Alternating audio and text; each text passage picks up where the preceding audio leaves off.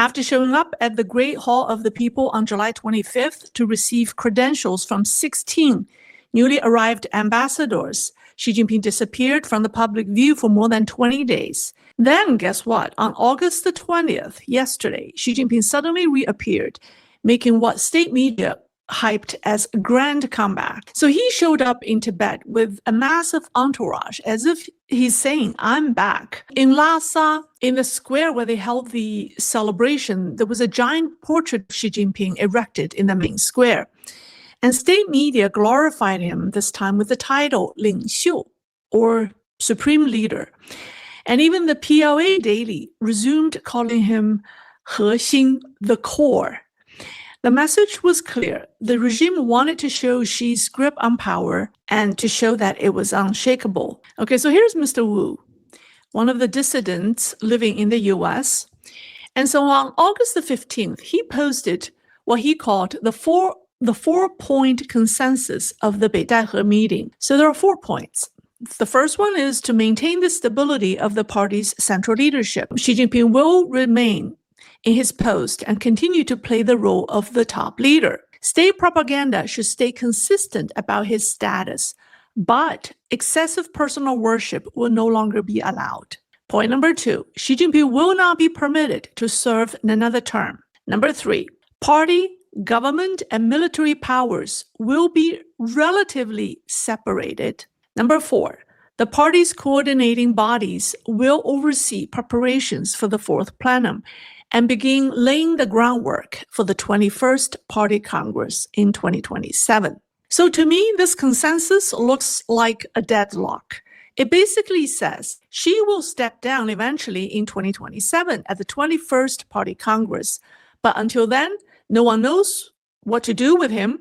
So for now, we'll keep him in place until figuring out the next move. That explains why state media suddenly revived the Xi Jinping core, the core title. And it also explains why PLA Daily fell in line and why Xi Jinping needed such a dramatic display in Tibet. Well, officially, his visit was to attend the 60th anniversary of the Tibet Autonomous Region, or the establishment of the Autonomous Region of Tibet.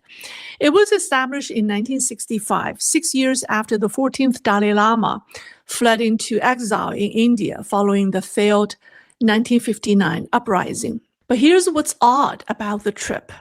I have summarized, I think, 7 points. First of all, he didn't need to go at all. Xi Jinping didn't have to go. The 60th anniversary, which is this year, isn't as significant as the 50th. In fact, back in 2015, 10 years ago, Xi Jinping didn't attend the 50th anniversary.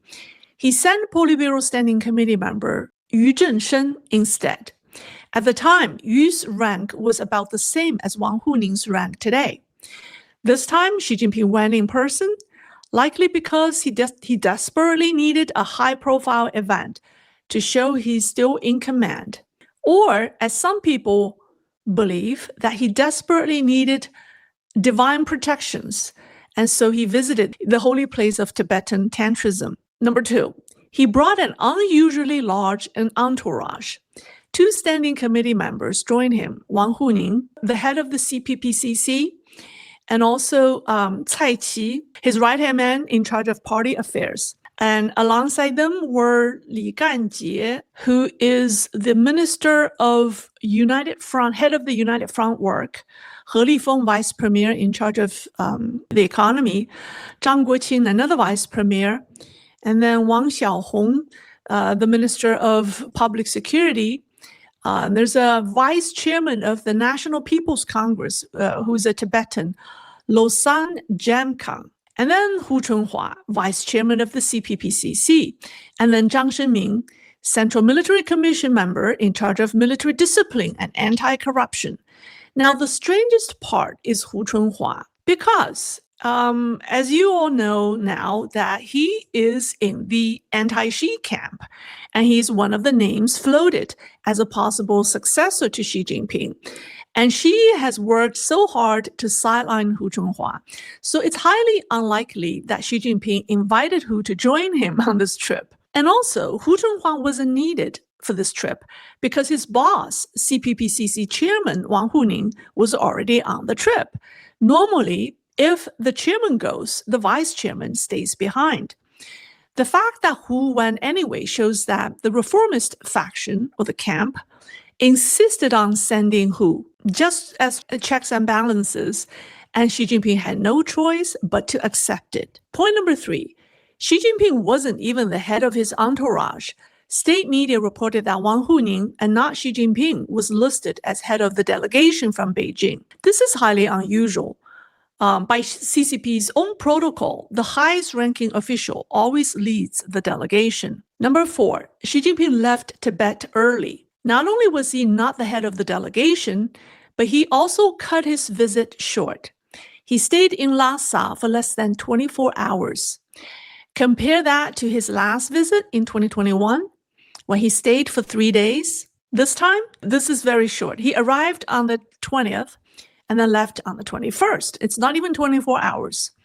Even stranger, the officials who traveled with him, his entourage, the people that I just showed you on previous slides, they didn't return to Beijing with him. They simply went to the Lhasa airport to see him off and then stayed behind to finish their business. Isn't that unusual? And then there's a missing man on this trip. I think you probably can guess that. Yes, his vice chairman, Zhang Youxia.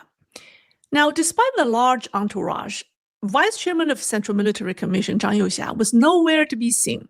In fact, Xi Jinping and Zhang Youxia haven't appeared together for quite some time now. And this Tibet trip was Xi's 5th domestic visit of 2025, but the first time he inspected local troops. In the previous 4 visits, he broke his tradition of always visiting local troops. And that actually was one of the reasons why people say that he has lost control over the military, because he stopped visiting local troops. Now in Tibet, he went. Usually, or I shouldn't say usually, it's almost the case when the CMC chairman inspects troops, his vice chairman should always accompany him. But Zhang Youxia wasn't there. Some might argue that, well, maybe Zhang Youxia was busy preparing for the September 3rd parade. If so, the next in line, General Liu Zhengli, the CMC's chief of staff, should go in his place. But he didn't go either. Liu didn't go either. Instead, the man sent was Zhang Shenming, the CMC member in charge of discipline and anti-corruption. Zhang Shenming, this Zhang isn't a field commander. He's a disciplinary officer. By tradition, someone in his capacity doesn't accompany the top commander to inspect troops, because it's really sending the wrong message. So sitting to Xi Jinping's left is Zhang Shenming, right? So this sends a very awkward message. Was he there to keep an eye on Xi Jinping? Why did an officer in charge of discipline and anti-corruption go on inspect the troops, with Xi Jinping? It's just very odd. Now, another absence is, this is very odd, is that when Xi Jinping met with the Xinjiang military district officers, its commander, Lieutenant General Wang Kai, he was absent, okay? People say the man sitting next to him, next to Xi Jinping on his right, was his political commissar. This is what people believe has happened. Wang Kai is closely associated with Zhang Youxia. He built his career in the 13th and the 14th Group armies, both considered Zhang Youxia's strongholds. Now, remember, I told you about a week ago that General Liu Yuan recently toured Sichuan and Yunnan to rally support within the PLA. Well, the 13th Group Army is based in Sichuan, in Chengdu, Sichuan, and the 14th is in Kunming, Yunnan. So Wang Kai and Zhang Youxia both held the title of commander of the 13th Group Army. Of course, they were 8 years apart. Their ties to the 13th Army make them close. His absence from Xi Jinping's reception, alongside the absence of Zhang Youxia and Liu Zhengli, all point in the same direction. It's a message from Zhang Youxia, which is that Xi Jinping no longer commands the real muscle of the PLA. His activities now are mostly symbolic. And Wang Kai's absence was almost certainly ordered by Zhang Youxia himself. Point number 7, Xi Jinping didn't look healthy. Footage from Tibet showed him walking slowly and sometimes even wobbly. A medical expert actually said that Lhasa sits on the high altitude Tibetan plateau, and people with heart conditions or poor health are not advised to travel there. Now, Xi Jinping has cardiovascular condition. A medical expert suggested that he must have undergone health physical exams or tests at the 301 military hospital before the trip. And perhaps the 3 doctors flowing from Shanghai were likely part of the team assessing whether he was fit to go or not. So taken together, these signs suggest Xi Jinping's trip to Tibet was more about political theater than leadership. He was sent there to project unity and to reaffirm his status as party leader, but it came at the risk of his health because he didn't look too happy. And also that is why he left within 24 hours, leaving his entourage behind to carry out the actual duties because his health could not afford to stay, could not let him stay there for any longer. And meanwhile, Zhang Youxia and the military deliberately distanced themselves. They sent only the lowest ranking CMC member and exclude the Xinjiang commander from Xi's reception. The message couldn't be clearer.